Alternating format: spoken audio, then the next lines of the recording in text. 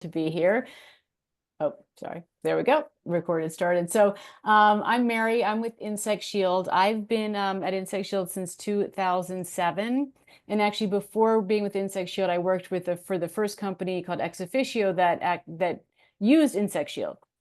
So Insect Shield, we have the EPA registration to treat textile products with permethrin. And permethrin is one of the best repellents for ticks. And what we do is we bond the permethrin to the fabric fibers of the item, be it, pants, shirts, socks. Obviously, with ticks, we always recommend socks because ticks are crawling from the ground up. We are EPA registered to repel mosquitoes, ticks, flies, ants, chiggers, and midges. And it's registered to last through 70 washes. Throughout my time at Insect Shield, I can tell you in the early days in 2007 plus, it was a lot about mosquitoes, was the discussion, people traveling. Obviously, ticks were a big issue in the US, but it was not as, I think that's when probably a lot of people were having, concerns because people were getting bit by ticks and there was not this, relationship between the ticks and the tick-borne disease. It's fascinating to me. And with what we've done in the company in the past, 5 years, we've really focused on tick protection because in the US, ticks are the #1 vector-borne disease carrying insects. Yes, there's some dengue fever, some malaria coming in the US, but ticks are causing the biggest health concerns. And the numbers are huge, as you all know, and the repercussions of what happened to people are huge, as you all know. So we're thrilled to have a solution that's very easy to use. Basically, Insect Shield, because the permethrin's built into the fabric fibers, there's no warnings or cautions on the label. It can be used by women who are pregnant or nursing. It can be used by kids. We have pet products. It's just a great way to have the repellent built into the fabric fibers because with tick protection, insect protection, you need an arsenal of things. And yes, you may need topical repellents at times if you're going to be somewhere where you're extra concerned. But having the pre-treated clothing just makes it super easy to know if I'm going out today, honestly, even in your backyard, if I've got my, my treated socks. Studies have been done that just having treated socks and spraying your shoes with permethrin can reduce the chance of a tick attaching to you by 76%. And that's a study that was done at the University of Rhode Island, Tick Encounter. They're a great partner of ours. And one thing that we've really focused on the last few years is we started this Equip for Ticks. And we call it our Equip for Ticks Resource Center. And we work with different experts because there's unfortunately, and I'm sure again, like you all know this more than anyone, there's not a lot of great information out there about protecting yourself from ticks. Like I get my Google News alert it's like almost every day now because there's something about ticks. And it's it's the local news and they're like, be careful about ticks. And that's their like, or you like just watch out. And that's their help. There's not like information of what to do, how to do it, how to understand where ticks are coming from and how to protect yourself. And I mean, there's very basic things like if you find a tick on yourself, to first off not to panic, to teach you how to make sure you remove it properly. Things a lot of people don't know: save the tick. You do not flush the tick down the toilet. You do not burn the tick. You save the tick. You take a picture of the tick first, and you can send it to someone like a Tick Encounter, and they will, from the picture alone, they will tell you what type of tick, most likely how long it was attached to you, and potential diseases you should be concerned with.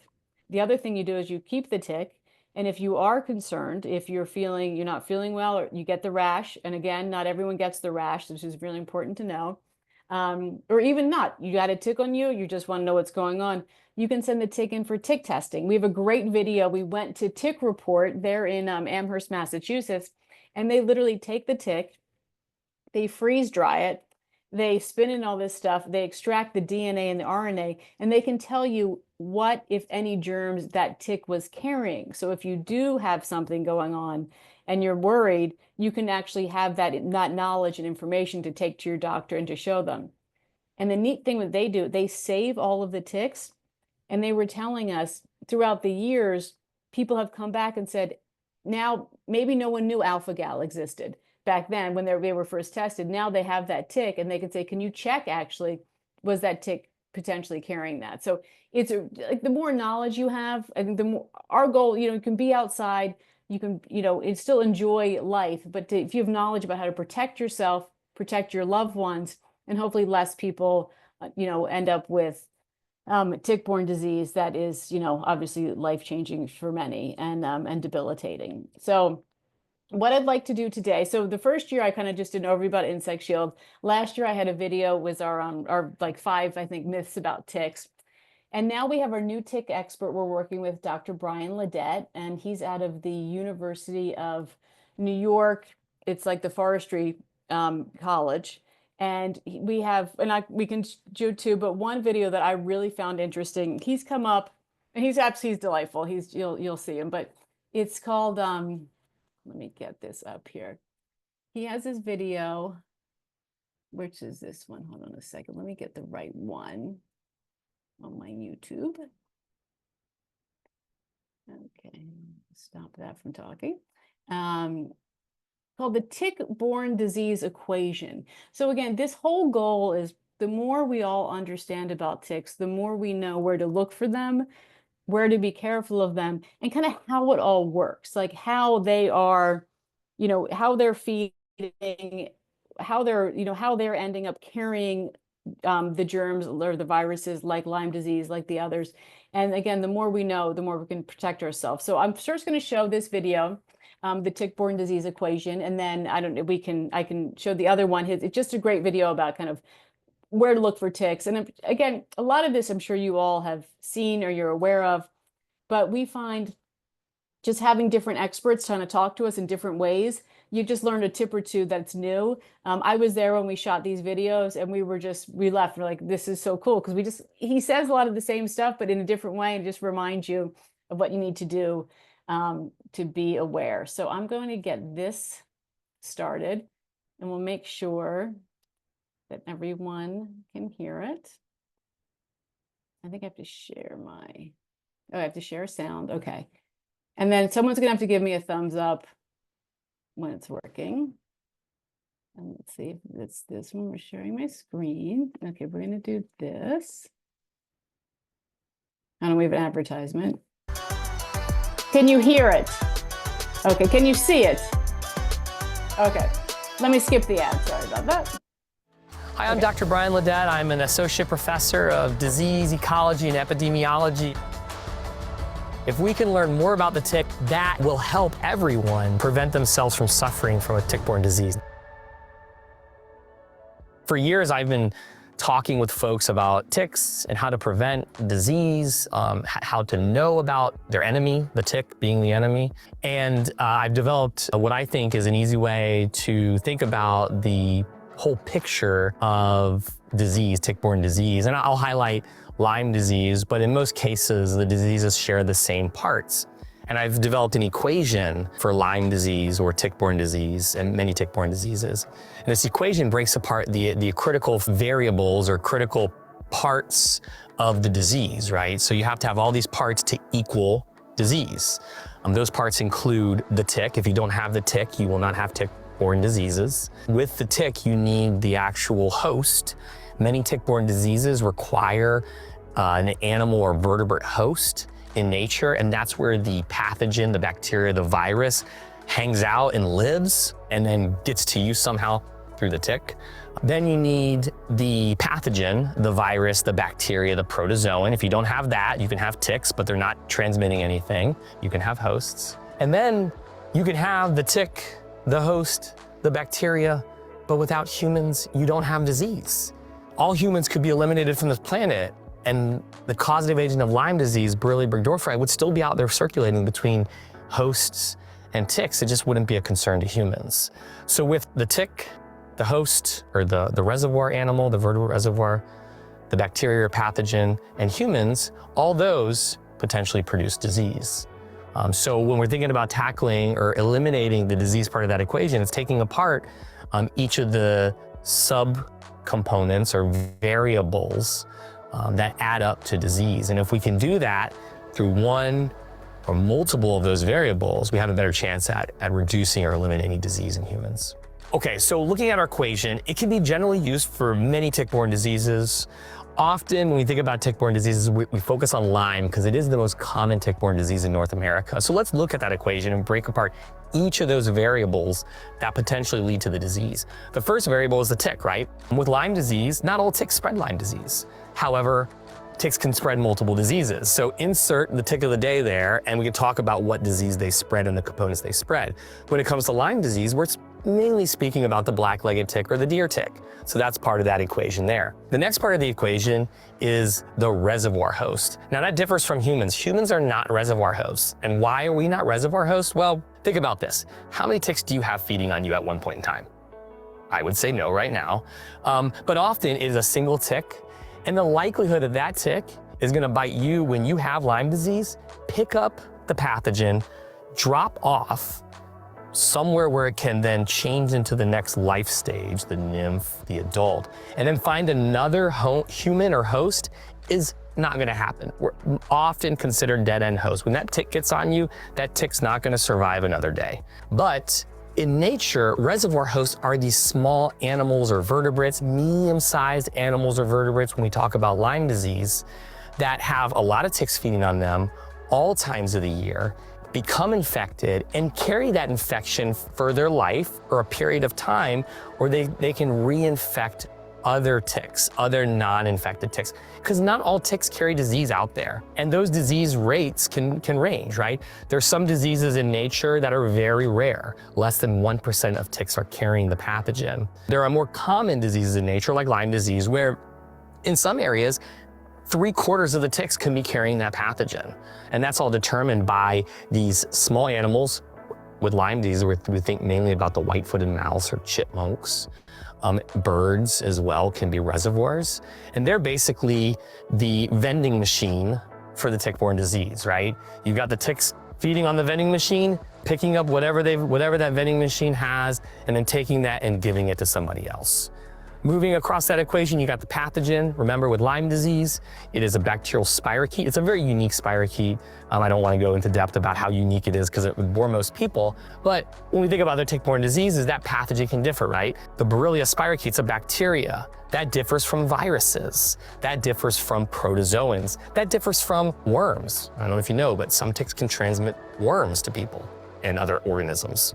And then we go on to the humans. The humans are the last part of that equation. You've got the tick, the reservoir, the pathogen, and humans. Now, humans are a really unique creature, as we all know. And it's not just humans being there, but it's what humans are doing that are part of that equation. So you can go a little more in depth. Think about a human being that lives in a high rise in the middle of a city that never sees green space. They're not gonna really have increased risk for disease. So the likelihood that they're gonna get disease is very low versus a human that loves camping, loves hiking, loves outdoors. So behavior plays a part of that equation. It's not just humans being there, but it's also the behavior of the human that leads to that disease status at the end of that equation.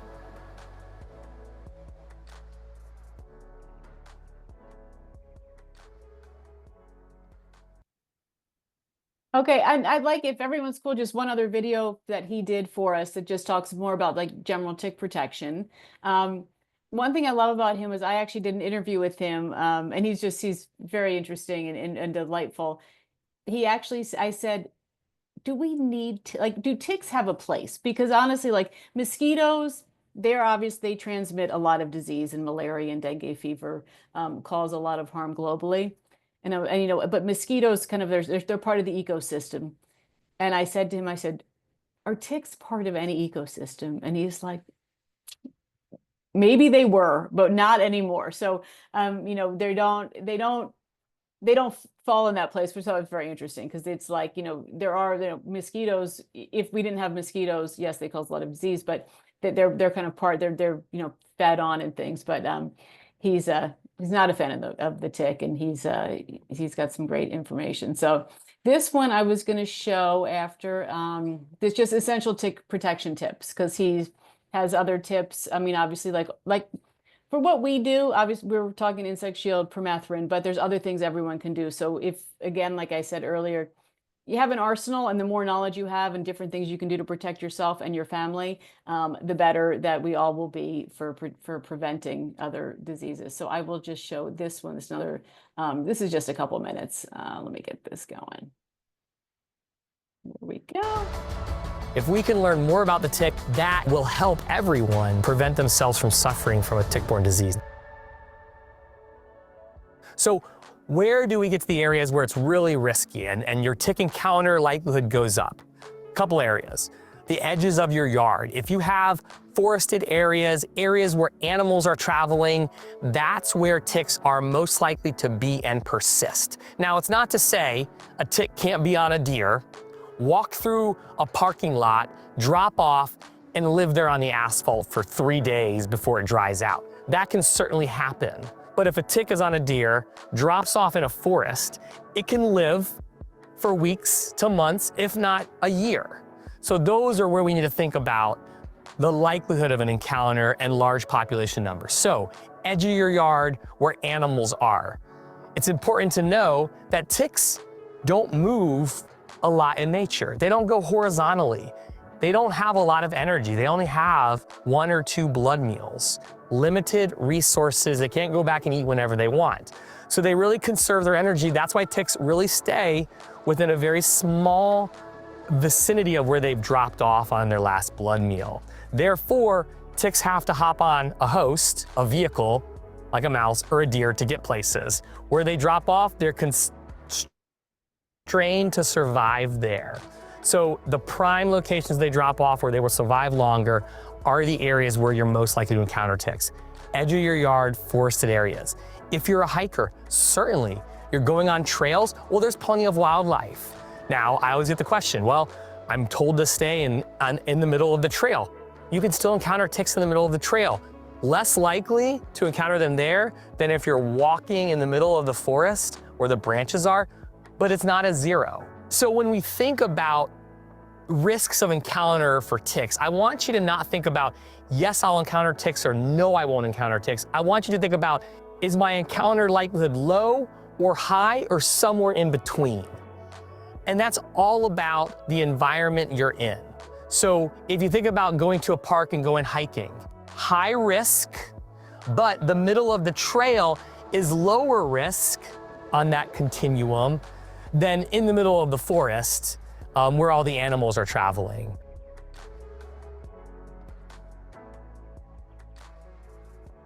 Okay, I'll stop there. And also, okay. Oh, hang on a minute. No, it's making noise on my end. So we have a lot of other great videos on our Equip for Ticks, a lot of just different tips, different, information about, tick protection. So I won't, keep showing them, but if you are looking for more information from our website, you can find them, or just YouTube at Insect Shield.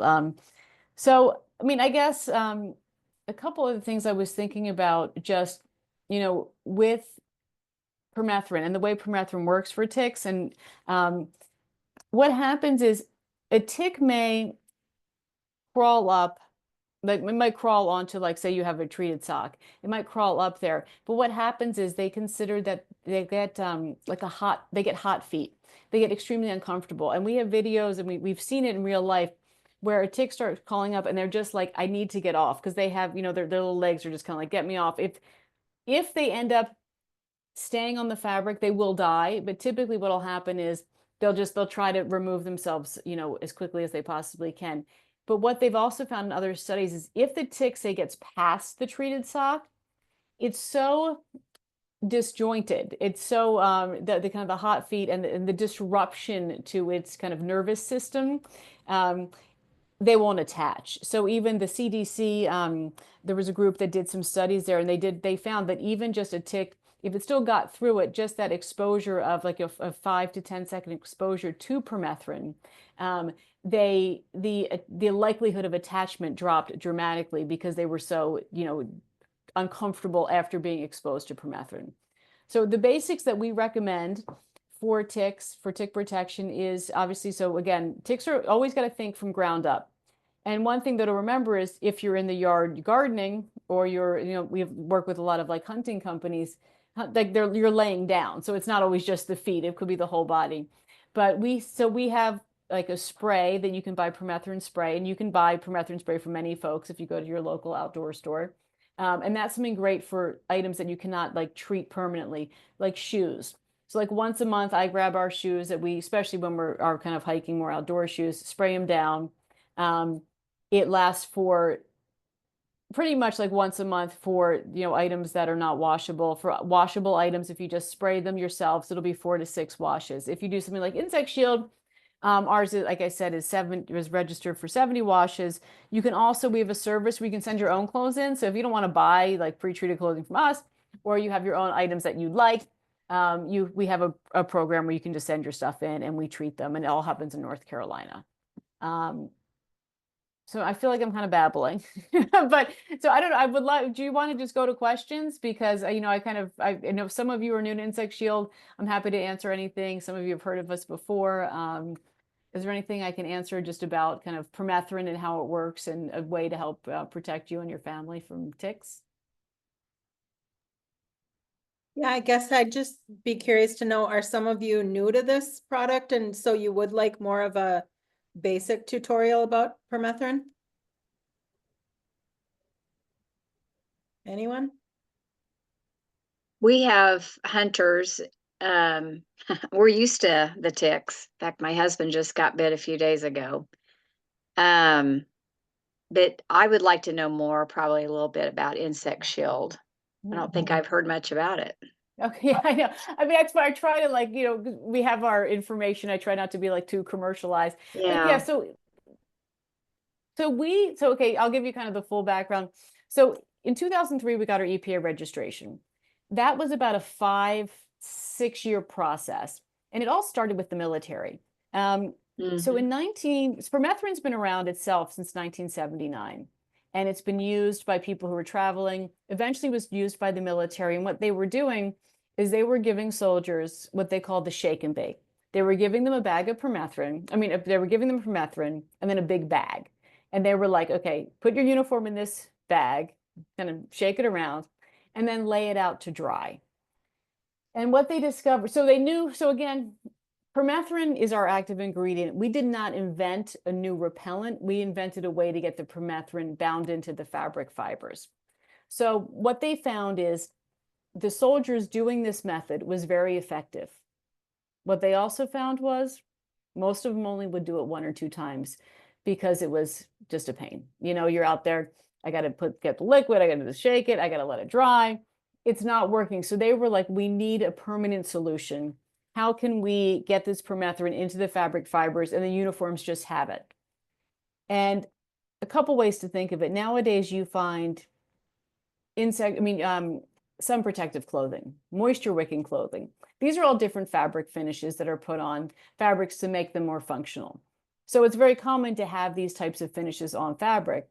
And at that time, no one could figure out how to get insect repellent into clothing.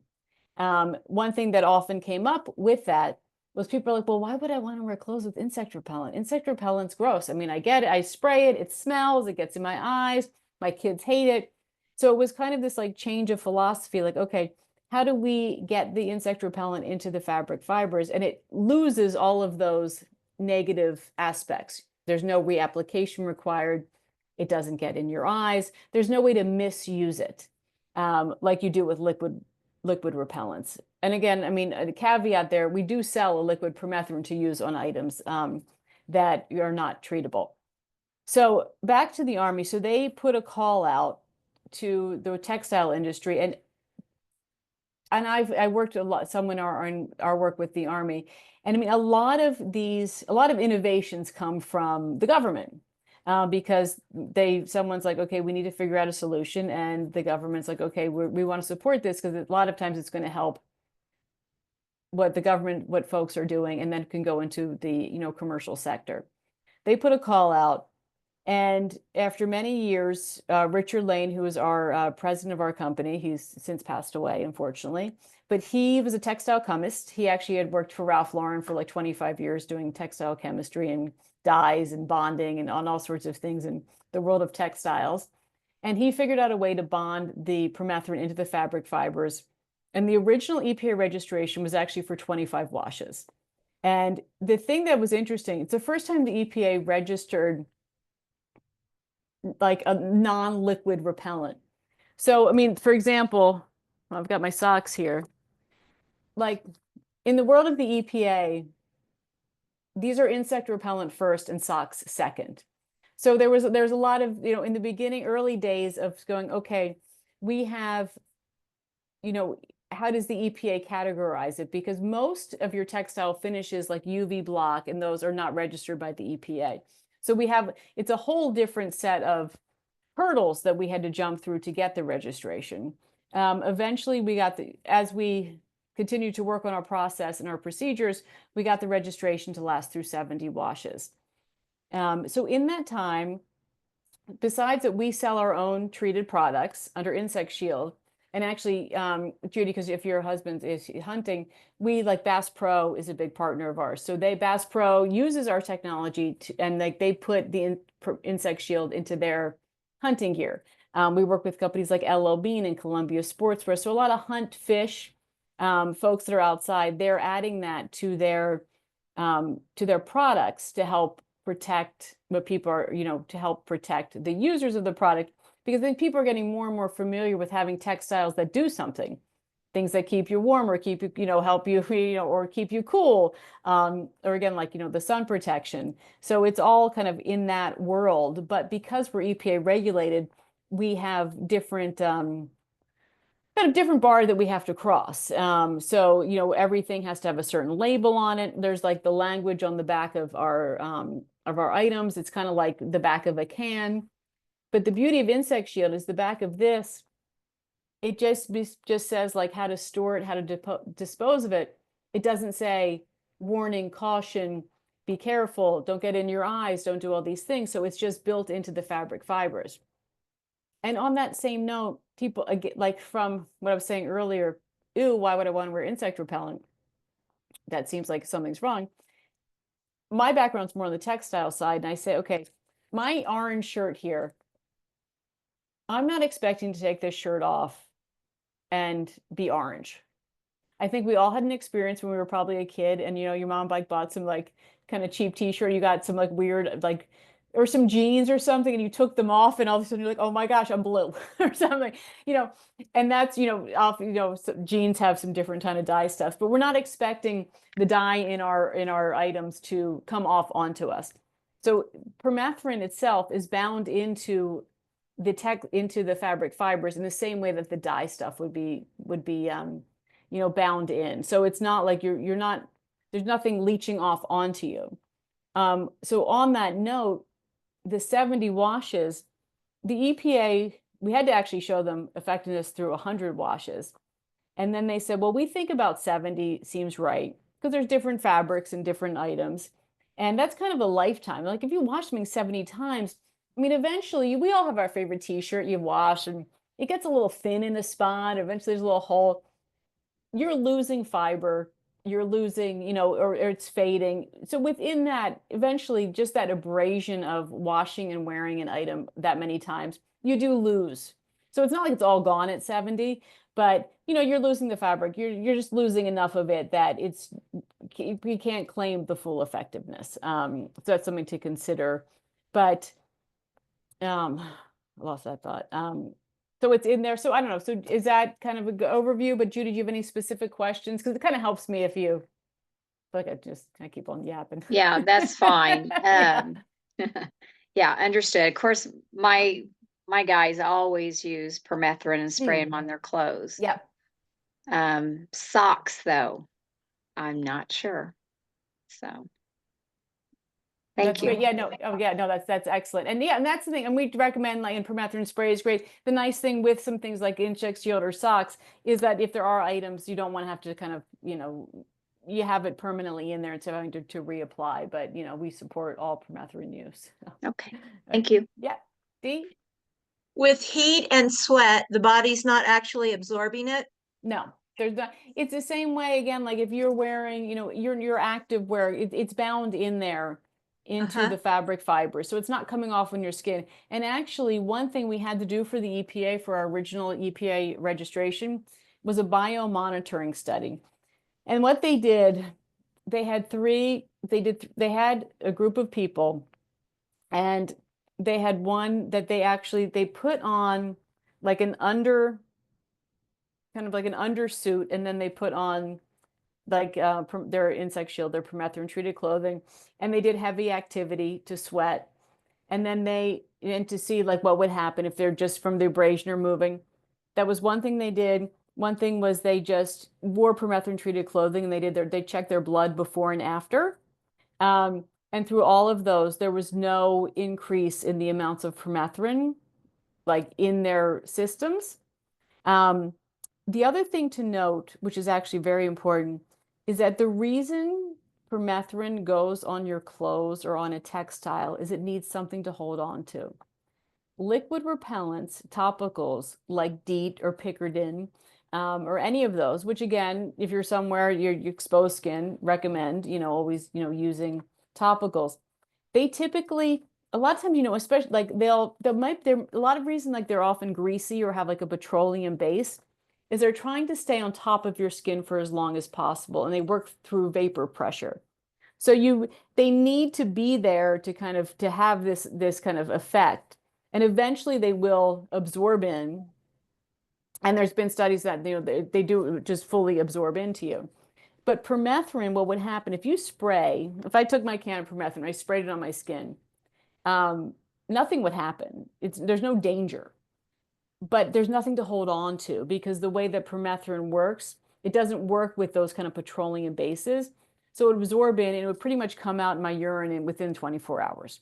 So it needs that thing to attach to, the way that kind of on the more chemistry side, that the pieces have to hold on to. So it's not like permethrin's bad for if you sprayed some on your skin. It won't work, because it's just going to absorb in and come out.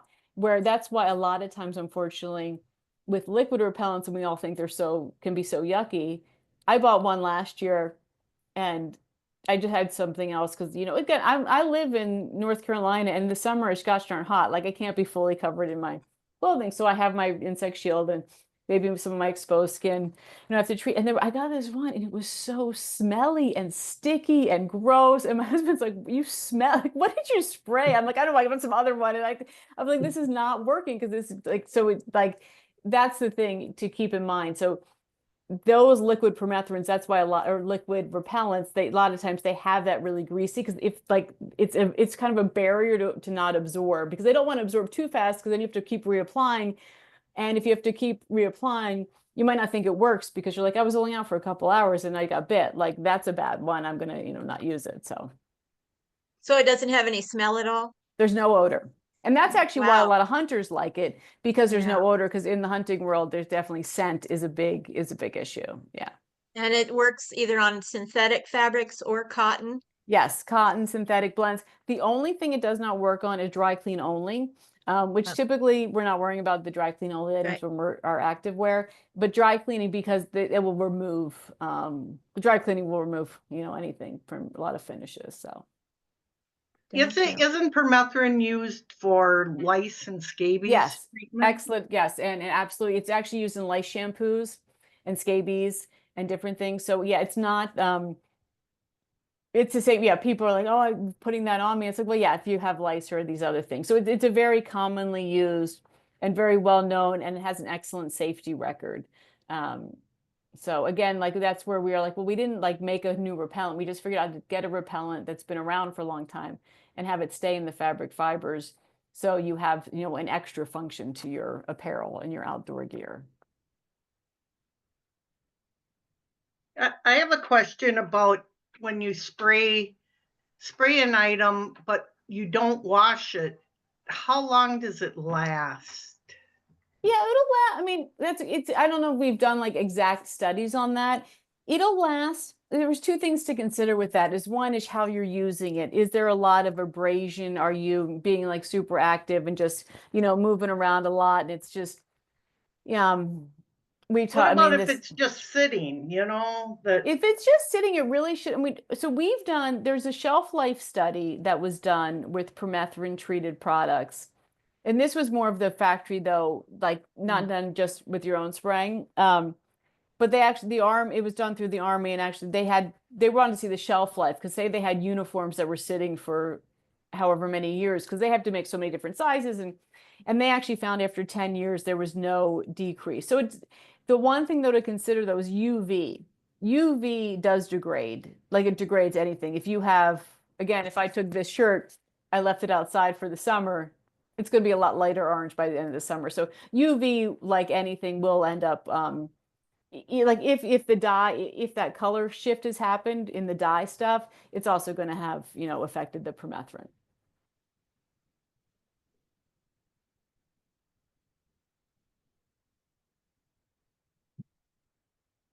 I would just like to add a little bit of a plug for Insect Shield products for someone who is so sick and sort of scared to get back out in the world. It just was kind of life-changing. I mailed a few items in because I didn't want to look like I was going on an African safari to go sit in the park across from my old condo building, but it just gave me peace of mind that I didn't have without it. And yeah, I just mailed like 3 outfits in, and a couple skirts and a couple pairs of shorts and a couple t-shirts. And back then I don't think you had black socks, or maybe you did, or I don't know, but I did like a pair of black socks just so I kind of had like my outfits that I kind of felt safe in. And it's just been such a peace of mind to do that. And then I use sprays in addition, but yeah, I have one of the blankets from you guys that I use like sitting at a park or going to my friend's daughter's softball games.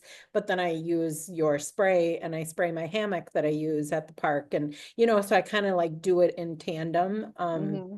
But it's just such a peace of mind. And I'll plug Minnesota Lime a little bit too, that we are thankful to be an affiliate of you guys. And so if you go to the Minnesota Lime website and then go to Insect Shield that way, then we get a 10% back of what. Yeah. And you get, if your first purchase, you'll get 50% off if it's the first time. And then then 10% of all purchases, and even that one, we kick back to Minnesota Lime to help support their effort. Yeah. And Mary's past talks from the past couple of years are on the Minnesota Lime website. So if you want more of a detailed tutorial on the products themselves, unfortunately right now on our website, the speakers are in 2 different places. So I don't know exactly where Mary's are, but they're under either past events or under education on our website.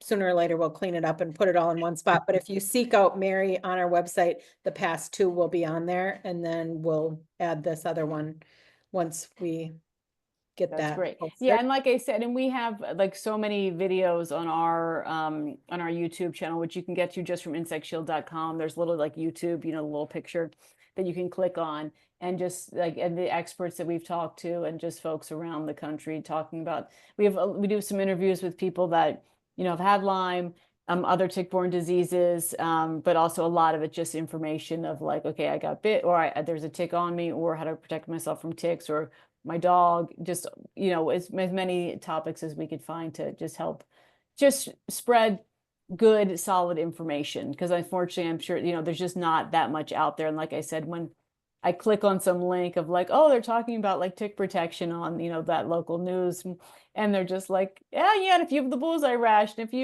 you see a tick, and they know like what to do not to get a tick, which should be everyone's goal in the first place. So, permethrin is an excellent, way to help protect yourself and your family from tick bites. Yeah, your website is really comprehensive and has some great videos and good education. So, yeah. I have a question. Sorry, my picture isn't on here. That's okay. So my understanding of this is a chemical compound. Mm-hmm. The EPA actually classified it as to be carcinogenic to humans if inhaled in a large amount. Yeah, no, I mean, permethrin itself is an insecticide. The thing that to remember about Insect Shield, and when you're using in our formulation, there's no liquid. There's nothing for you to inhale. Because it's already bound into the fabric fibers. It's the same way if you look at different things and it'll say permethrin, it's toxic like for fish.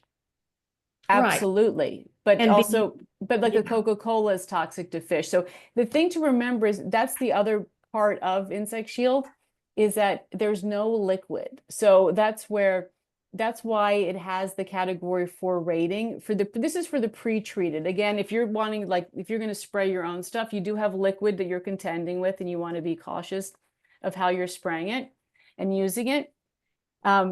But the amount of, so two things. One is, again, there's no liquid. So there is no way to inhale any of the permethrin because it's bound into the fibers. And also we apply it, the ratio we apply it, and it's on all the labeling. So every product you buy with Insect Shield has a label, be it from us or LO Bean or Columbia. It's 0.52% weight to weight. So if we get a shirt that weighs 10 ounces, we apply, the amount of liquid that we applied is 0.52% to that shirt. So it's a very nominal. So that even if, so it's tiny. If you, so it's half of percent of the 10% we'd add to the weight of it. So it's a very, very tiny amount. Any of these types of, DEET or any other, insect repellent or product, if you have a big vat of it, and if it's getting in your eyes or if you're smelling it, then it would be concerning. It's all about the amount in this tiny amounts that we're actually using. So yeah, if you had like a big vat of permethrin, and people do, they buy permethrin and spray their yard down, you would absolutely need to be careful about that because you're dealing with a large amount of liquid insecticide. What about would there be neurological effects for children who are more vulnerable? Not in the pre-treat. I mean, that's where, again, that's the pre-treated part. And that's where, even we first got the registration, they did tests on it, and they actually, that's when they gave us the registration to even make infant products. We worked at one point with the University of Miami Hospital, and they were making onesies for the babies because it's the same way like I said earlier, like the dye stuff that's bound into the fabric fibers, none of it is getting on you or your skin. There's nothing to inhale. We had one, we were getting a registration because we're registered in 46 countries. And they asked a certain question, and we had one of our doctors, and he was being a little facetious, but he said, because they were asking about kind of ingesting it, and they said, by the time you ingested enough permethrin from Insect Shield, that means you basically would have eaten like a yard of fabric. And the instruction that would happen from eating the fabric would be much more, would cause the harm. So it's a tiny amount of permethrin goes a long, long way. Okay. So of course we always want to be careful, but we're fully registered for all of those for, like I said, women, pregnant, or nursing. And that's where the benefit over liquids, because the thing is you do need, or when one hopes, we still want to go outside and enjoy ourselves. So just, the more protection. And they say like the safest is something that like is the pre-treated, because you're not dealing with liquids at that point. If you're concerned about that, you can have it built in to the fabric fibers. I come from a textile background, and I've been in a lot of mills that are making my shirt orange, and they're, not to like, but there's a lot of stuff that's happening out there. So, but I can, rest assured, even in our facilities where we're doing the treatment, we have 3 operations. We have one in North Carolina, one in China, one in Vietnam. We have workers that work where we're around the permethrin. We're treating all the U.S. Army uniforms. So actually, I kind of missed that part because the Army developed, we still treat all the U.S. Army uniforms. Even for our workers, and this is all EPA regulated. EPA people come to our operation to see it. The government comes to see it, the U.S. Army. There's no special handling even required for the folks that are working around our product all day. No one's wearing masks or gloves and things like that. And What about people that are chemically sensitive? Yeah. That's a great question. The one thing so permethrin is a synthetic derivative of a naturally occurring repellent found in certain chrysanthemum flowers. So someone who does have a sensitivity to chrysanthemums could have some sensitivity. I can tell you, so we've had our EPA registration since 2003. So we're 22 years now. Now you're saying registration with whom? The EPA. Okay. So we've been allowed to sell insect repellent clothing and been EPA registered since 2003. So over those years, we're treating with the US Army.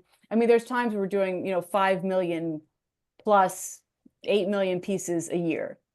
We have had, we were just talking about this the other day, we've probably had about 7 times with probably about, 40 million pieces out there that someone said, I put something on, I felt some discomfort, I took it off, I was okay. And in, I believe 6 of those cases, it was determined that they did have a sensitivity to the chrysanthemum flower. Okay. So what do environmental doctors say about your products? Well, I don't know about environmental doctors specifically. I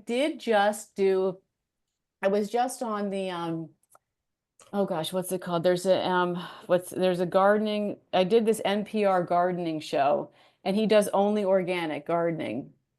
And I'll think of his name. Oh gosh, but he does, so it's organic gardening. He's on all the NPR stations, and his whole thing, You Bet Your Garden. That's the show, You Bet Your Garden. And he's all about organic gardening, and he does an hour-long show. And he had me on to talk. We talked a lot about chiggers, actually. But his thing, and he did say, because permethrin itself is used as can be used. It's a different form. We use a health grade permethrin. There's agricultural grade permethrin. So in kind of large farming, permethrin can be used in that case. But in his belief as an organic gardening farming person, what we do with putting the permethrin in the fabric fibers and the protection it offers is far superior to having actually even other topicals on your skin. So he's 100% insect shield and the pre-treated product, because he's not spraying anything else or having anything else come out into the environment. And our system itself, to give you more information about how we do it, I can't go into full specifics. It's our kind of proprietary process. But just so you know, there's 0 loss. So within our system, how we treat it, it's the product. So we actually treat the finished product, like as we were saying, Brett had sent something into us. It's treated in a contained system, and there's no loss. There's actually not even any wastewater. If you go to, like I said, kind of in the fabric world and the dye stuff, there's a lot of wastewater happening in a lot of these different finishing. Our finishing doesn't use any wastewater, so everything stays contained. We put the amount of permethrin that needs to go on the items within the chamber, as it were, and it all gets absorbed in. So there's nothing else is leaching out. We don't have to have any special, in our treatment facilities, we don't have to have any special environmental cleanups or safeties or checks. I mean, we get checked by the EPA to make sure we're doing our process as we have said we do it, but nothing is escaping out that we don't want out. We want it on our clothes. We don't want it on us. We want it on our clothes. We don't want it, in our water. We don't want it anywhere else. We just want it to be on the textile. So that's where, in all of the ways to protect yourself, it does offer the cleanest solution. Okay. And I just like to add one thing, sorry. For those who know me and put up with me, I'm like the most delicate flower of anyone that I know. Thanks to my Lyme, I'm now very chemically sensitive.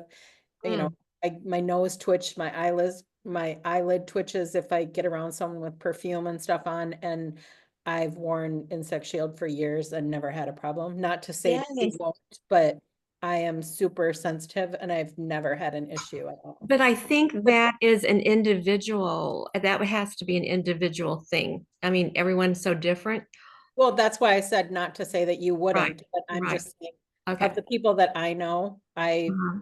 I'm very sensitive and I don't know anyone, and I haven't. And, if there's like a 1% side effect of a medication, I usually get it, and knock on wood, Insect Shield has never caused a problem for me. I mean, of course, use it at your own discretion, but, Right.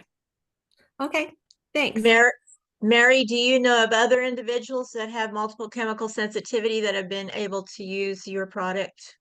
Not specifically. I mean, I know that we work with many in the Lyme disease community, and people that are, still that have a lot of, symptoms, but I can't speak specifically to anyone. I mean, we have a lot of safety data, but again, yes, I mean, absolutely. Like I said, there's, we have had some folks with the chrysanthemum flower. There's never been any, no one's ever had any, from the times that we have been told, these handful of times, there's never been any like big, Anaphylaxis. yeah, exactly. Nothing of that nature. It's like I put it on. Remember, like it's been a while, but the couple times, like someone put it on, they got uncomfortable, they felt, and I actually have, but I've had, I get a lot of hives, and I know that feeling. And I recently, like about a month ago, had I've EpiPenning and all that kind of stuff, and shots, but I know that feeling, and so I know that, so I can imagine someone who had that, put it on and was like, wait, I feel that discomfort, and took it off, and they were fine. But if you've ever had anything with the chrysanthemum flower or anything related to that, then definitely something you would not want to use.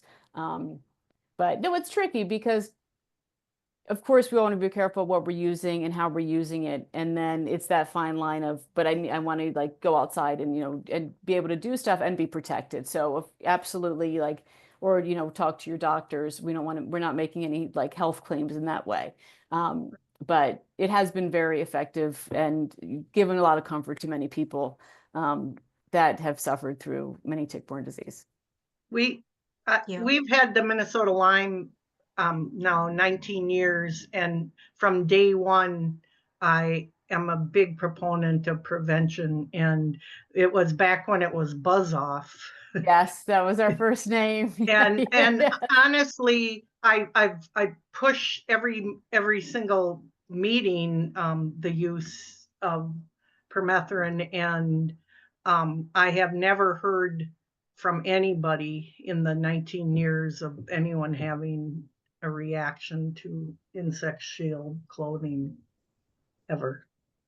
And there's a lot of chemically sensitive people Right in the group. So, and really, like Britt says, to have the peace to be able to go outside and not have that weight on your shoulders is priceless too.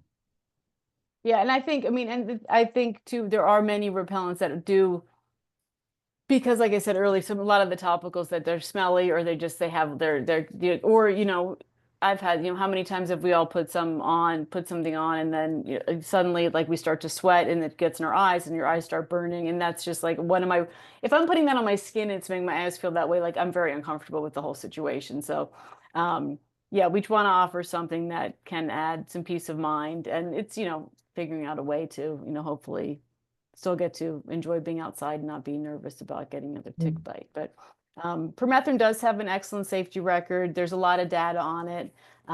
Like I said, we have a lot of data, but you can, and yeah, I mean, the thing I think, and Carly, you bring up such a great point, because any kind of chemical in like a large format, it's like really how you're using it and how it's being used. So we have, even in Europe, and it's more and they do it some now in the US. And in Europe is, I think, much more, they're a little bit of kind of, they're very cautious with a lot of their different chemistry, and like a lot of their kind of GMOs and different things. They have there's Okotex, which is a service. They're out of, I think it's Switzerland, and they offer, and you see it sometimes now in the US on fabrics, but they do like a safety in kind of fabric chemistry, because they just, that's part of something I think a lot of people are looking for. And Insect Shield, we're on their kind of safe approved chemistry list, and that's something, and their whole thing is about safety within chemicals used on textiles. The other thing we have done in terms of, and it might kind of speak to what you're saying, but we have also done there's skin sensitivity tests. So the last one we got done, we actually had done in Germany, because some of our European customers were looking for that. And that is really a skin sensitivity. So they do this, I mean, there's a lot of, I'm not exactly sure how they do it, but they do, there's a 2-part to it, and they check the sensitivity, and we've cleared that, like we've passed those with really great numbers. So we do all those kind of tests as well. So it's a little bit different type of, it's not necessarily people that have it's you know, someone who potentially is like more skin sensitive. So it's not necessarily looking at people that are kind of extra skin sensitive. It's more like a skin sensitivity to kind of for most folks. And we've passed those and with, you know, kind of at a very high level. Do you have any sample clause or anything for, you know, if a person asks for a sample of your product to like just wear against their skin or anything? I would be happy to, like, we could definitely send you, I could get you like a bandana sent over to try out. If you want to get to Anne or to Britt your address, and I'd be happy to send you something. That's awesome. Thank you. Of course. Come down to our picnic. We're gonna have lots of. Yeah, that's right. Or come up to our picnic. But yeah, no, definitely, Carla. And I can actually, and then also too, if I get your email, we have like kind of this technical brochure that we don't send out to like we use it more like kind of internally, but it has a lot of great information about permethrin. And it's something that people that are really interested, I'm happy to send to. So I would be thrilled to send you that. And you can just kind of read about permethrin, its history, and kind of like the whole broad-based studies that they've done. Because actually going back, like I said earlier, so going back to the Army in 2000, so we got you know, they helped us get the registration. And then in 2000, I want to say, I started in 2007. In about 2009, they started treating all their FR, which is the fire retardant uniforms. And at that time, most of those were going into the Middle East. And that was when we were still obviously having a lot of troops in Iraq and Afghanistan. And they had a lot of stuff with sandflies and some other different insects. And then they started with that. And then in about 2000, I want to probably about 12, the US Army now treats all ACUs. If you see any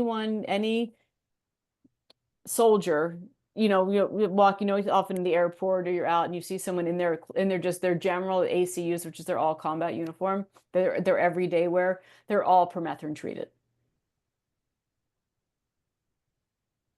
So there's a lot. So just in terms of numbers too, of like the many, and they even like they do the maternity uniforms, all their different uniforms. So they've realized that it's a big help for them as well, for all their folks. So, but yeah, no, I'd be happy to send you something to touch and feel, and you can make sure that it doesn't give you any discomfort.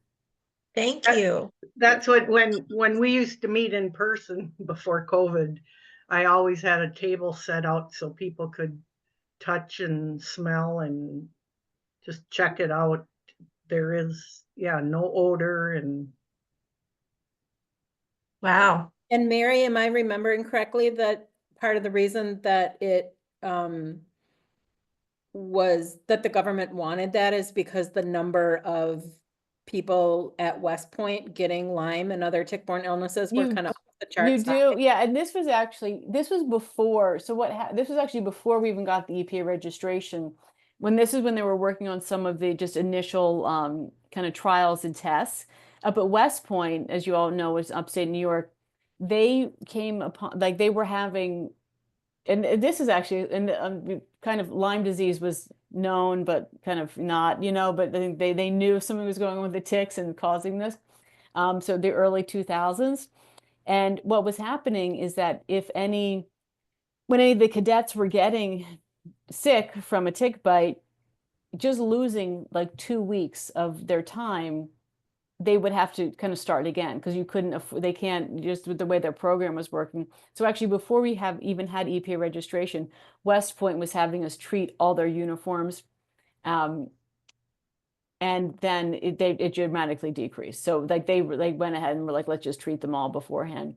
Another thing that I can just speak here in mostly in North Carolina, but Duke Energy is our big, kind of electrical supplier in North Carolina, and they're in many, many states.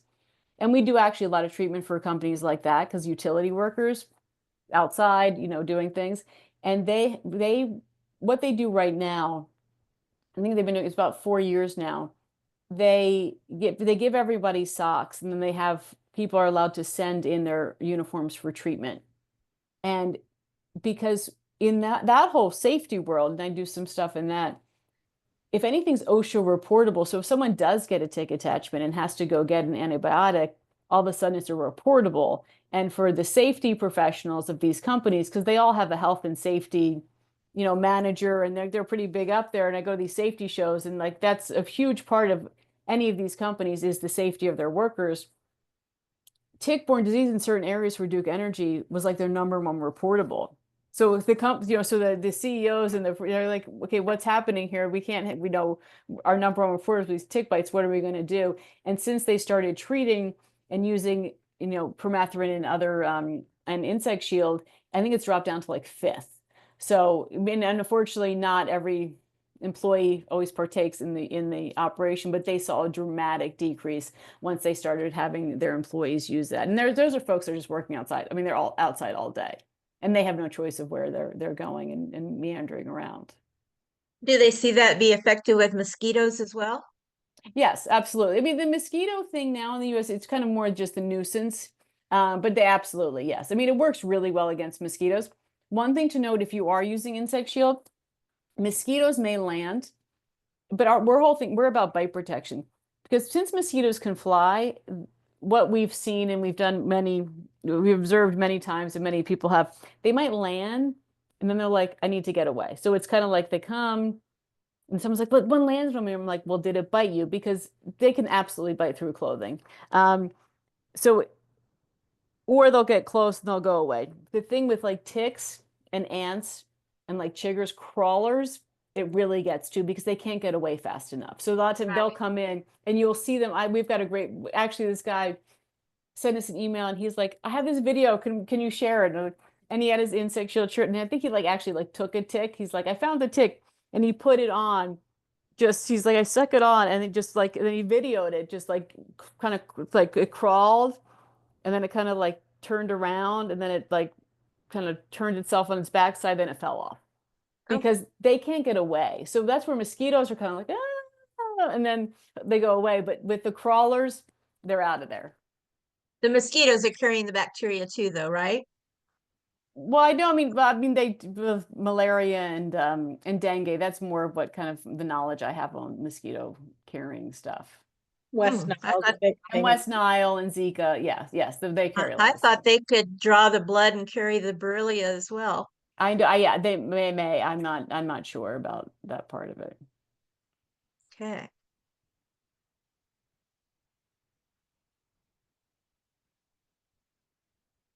I think the only other question we haven't gotten to is in the chat. It says, is Tick Encounter and Tick Report the same organization? Okay, no, so great question. So Tick Encounter is from the University of Rhode Island. And so Tick Encounter, so University of Rhode Island, Tick Encounter, Google any of that. Dr. Thomas Mather runs that. He's one of our experts too. Last year's video, I showed Dr. Mather.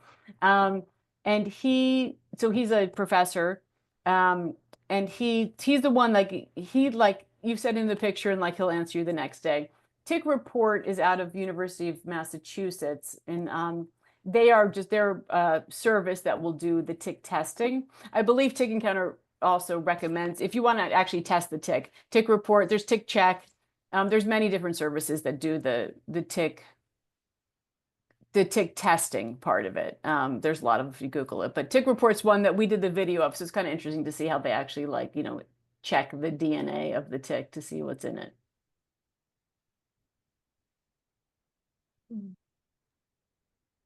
And I just looked at your website a couple days ago because my neighbor just pulled a tick out of her hair that was attached to her head. And so I sent her to your website, and then I said, like, scroll to the bottom of this page, and I think it was like point number 4 listed all the different places where you can get your tick checked. Yeah. So Okay. she just mailed it in a couple days ago. That's great. Yesterday. Well, and I don't know if Minnesota, but I'm not familiar. I know that like there's certain states now that are offering to do it for it. Like I think Pennsylvania's one, that will, like, if you go through the government, they'll actually do it, and they'll cover it for folks. So there's some, because I know like Tick Check, they have their basic one, which just checks for a few different of the, different viruses or bacteria. And then they have a more extensive panel that you can also opt for. No, unfortunately, they don't think it's an issue here in Minnesota, but I may have a connection with the University of Duluth that are doing some tick testing. So. Well, they realize it's a problem because they make a brochure, right? But I mean, periodically they update the brochure, and the map of the endemic area keeps, it used to kind of just be along the Minnesota-Wisconsin border, and it's now encroaching on more and more of the state, but yeah, they don't cover the testing, I don't think. Well, I think even just getting like the tick encounter, because that's totally free, sending your picture in to him. And I think Tick Report will also do just the picture check. But I know it's with because I was with Dr. Mather once. He's like, oh, I gotta like answer these quickly. But I mean, he's been like studying ticks for 40 years, so he's amazing. He looks at it, he's like, oh, I know that tick, I know where. And then he also asks like, where are you? So that also helps him, because I think the other thing is also knowing that like not all ticks carry Lyme disease. So knowing but different ticks carry different disease. So knowing like where you are and potentially which ticks you came into contact with is important to kind of help you understand like kind of potential things to look out for. Mm-hmm.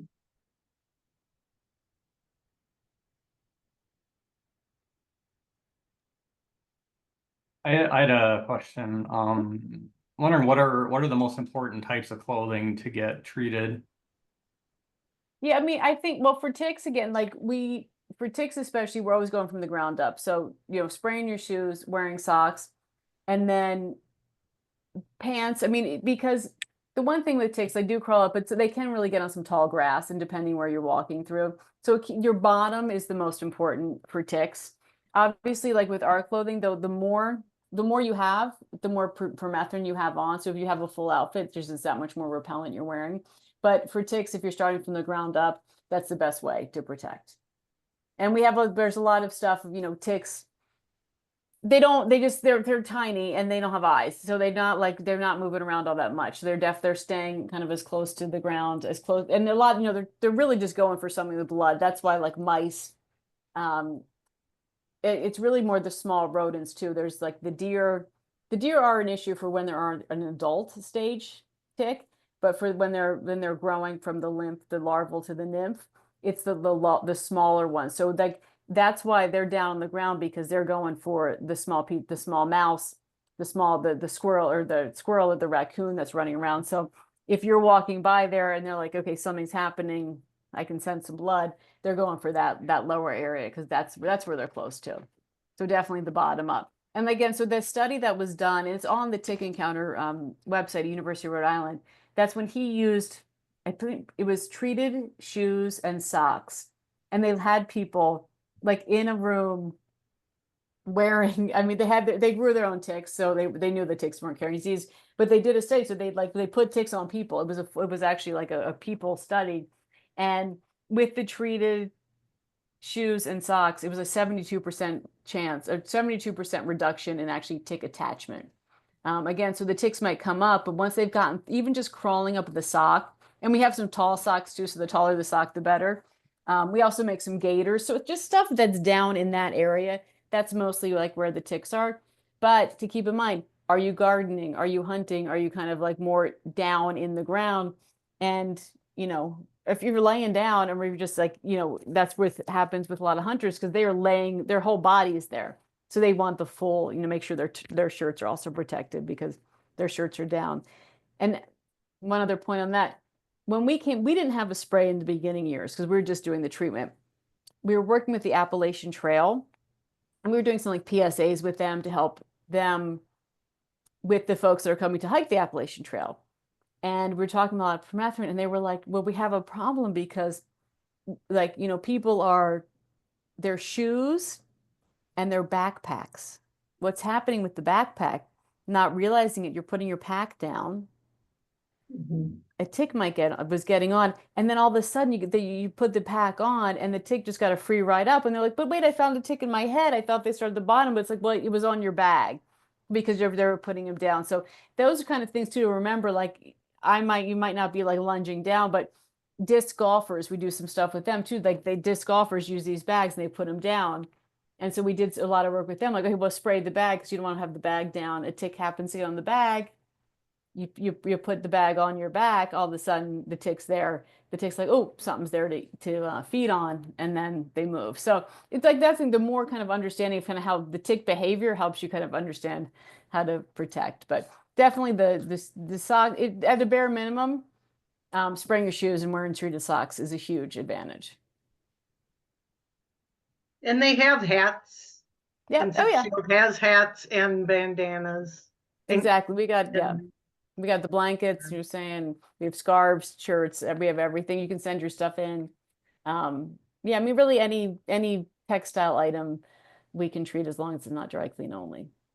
And they sell tents as well, treated tents. We have a tent. And don't forget your golf bag. Right, exactly. If you're putting it down. Yes. Can people definitely. you probably don't have people sending in tents to get treated, do you? No, the one problem with tent, like, so we do have a tent. I think it's on sale. It sold fine, but it was too big because it's not, because we have to, this is actually one of the things, because things have to be absorbent. Like we can't treat like a rain jacket because it's like, we have to be able to absorb, get the chemistry in there. So if you have something that's like a water repellent, we can't get bound in there.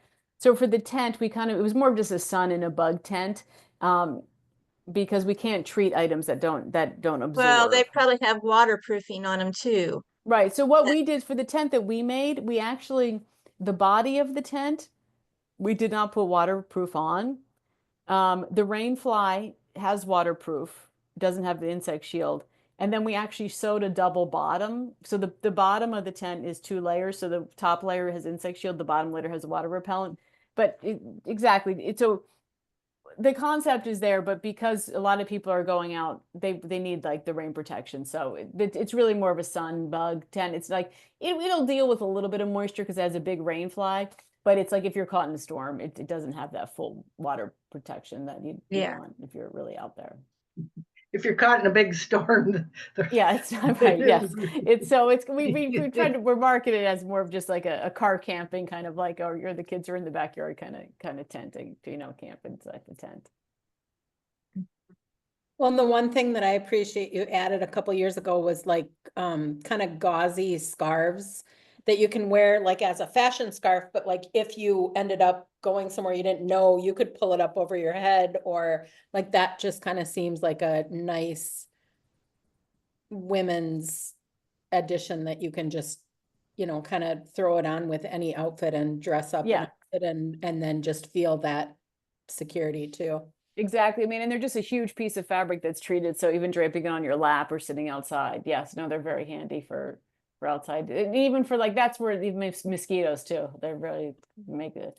That would be good for farmers markets because so many are selling hand-picked flowers right now. And our daughter-in-law, she had given me a bouquet that she purchased at one of these places for Mother's Day. And we all of a sudden looked up and she had a tick crawling up her neck that had crawling off the flowers. Oh gosh. So, yeah. They're everywhere. Yep.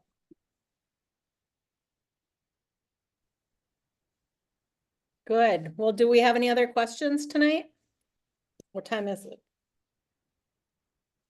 Yeah. Thanks, Mary. This is absolutely. Yeah. Thanks for having me. And also too, and if anyone does have other questions, I mean, you feel free to reach out to Anne and Britt, and if you need my email, feel free. Like I'm absolutely available. It's also just mary@insectshield.com. So you can email me, but I'm always happy to answer any questions. And Dee, why don't I give you my phone number? Yeah. It's 612 210 Yes. 0592. And you can either call me or text me and send me your address, and I can get that over to Mary, or you can work with her directly too. That's fine. Thank you. Yeah. Thank you, Mary. This was a great presentation.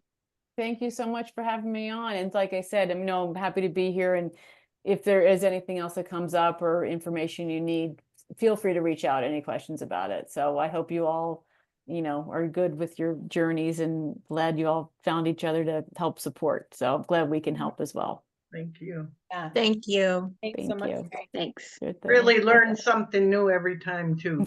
Great, that's wonderful. Thank you, Ann. Well, no other questions? I think we're good. I'll wait to hit stop because then I know that ends the meeting, but yeah, I think we're good. So thank you, everybody. And hopefully see some of you Minnesota people, not this weekend, but next weekend. And yeah, Next month, we have Julie Parker speaking for our guest speaker. So if you want to put that down, she has spoke to Kansas City a couple of times. She is a psychologist and very informative. She has suffered from Lyme disease herself. So Wow. good. Well, have a good night, everybody. Yep, thanks. Thank Thank you. Thank night. you. Bye. Bye-bye. stay safe. And it looks like you need insect shield with that grass in your I back. know. And did make you a little crawly. Gives me the heebie-jeebies a little bit. Sorry, I tried to change it, but I don't know how. I put it on there, but I don't know how quite to get it off. So. All right, I gotta read this. After stopping, you'll receive an email when the cloud is ready. Okay.